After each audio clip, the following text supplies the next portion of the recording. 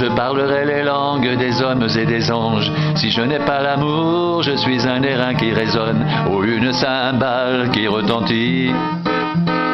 Et quand j'aurai le don de prophétie, la science de tous les mystères et toute la connaissance, quand j'aurai même toute la foi jusqu'à transporter des montagnes, si je n'ai pas l'amour, je ne suis rien. Et quand je distribuerai tous mes biens pour la nourriture des pauvres, quand je livrerai même mon corps pour être brûlé, si je n'ai pas l'amour, cela ne me sert à rien. L'amour est patient. Il est plein de bonté. L'amour n'est point envieux. L'amour ne se vante point, il ne s'enfle point d'orgueil, il ne fait rien de malhonnête. Il ne cherche point son intérêt, il ne s'irrite point, il ne soupçonne point le mal, il ne se réjouit point de l'injustice. Mais il se réjouit de la vérité, il excuse tout, il croit tout, il espère tout, il supporte tout.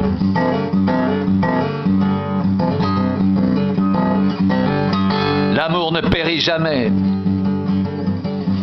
Les prophéties seront abolies. Les langues cesseront.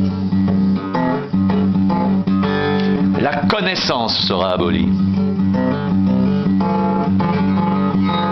Car nous connaissons en partie et nous prophétisons en partie. Mais quand ce qui est parfait sera venu, ce qui est partiel sera aboli.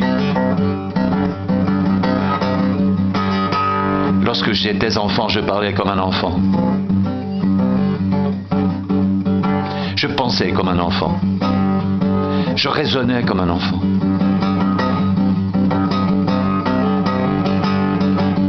Lorsque je suis devenu homme, j'ai fait disparaître ce qui était de l'enfant. Aujourd'hui, nous voyons au moyen d'un miroir, d'une manière obscure, mais alors, nous verrons face à face aujourd'hui. Je connais en partie, mais alors je connaîtrai comme j'ai été connu.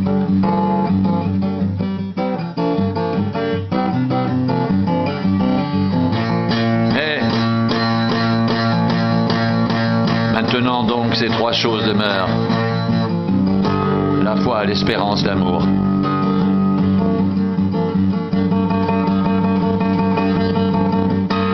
Mais la plus grande de ces choses, c'est l'amour.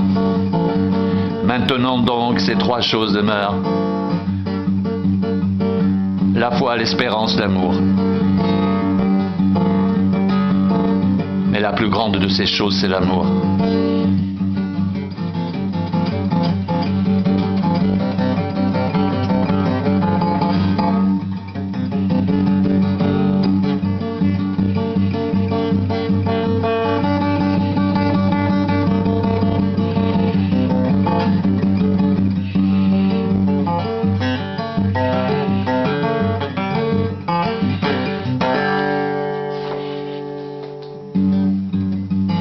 Étant donc justifiés par la foi, nous avons la paix avec Dieu par notre Seigneur Jésus-Christ, à qui nous devons, d'avoir eu par la foi, accès à cette grâce dans laquelle nous demeurons fermes. Et nous nous glorifions dans l'espérance de la gloire de Dieu. Bien plus, nous nous glorifions même des afflictions, sachant que l'affliction produit la persévérance. La persévérance, la victoire dans l'épreuve, et cette victoire, l'espérance. Or, l'espérance ne trompe point, parce que l'amour de Dieu est répandu dans nos cœurs par le Saint-Esprit qui nous a été donné.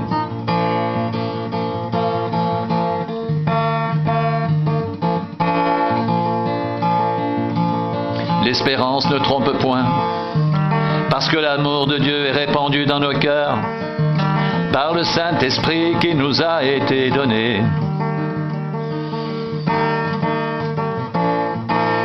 L'espérance ne trompe point, parce que l'amour de Dieu est répandu dans nos cœurs par le Saint-Esprit.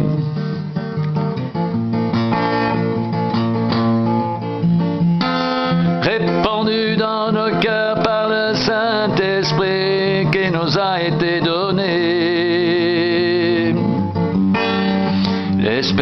ne trompe point, parce que l'amour de Dieu est répandu dans nos cœurs par le Saint-Esprit qui nous a été donné.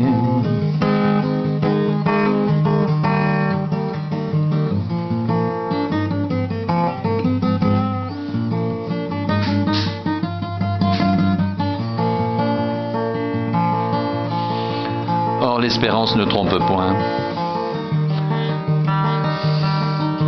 parce que l'amour de Dieu est répandu dans nos cœurs par le Saint-Esprit qui nous a été donné.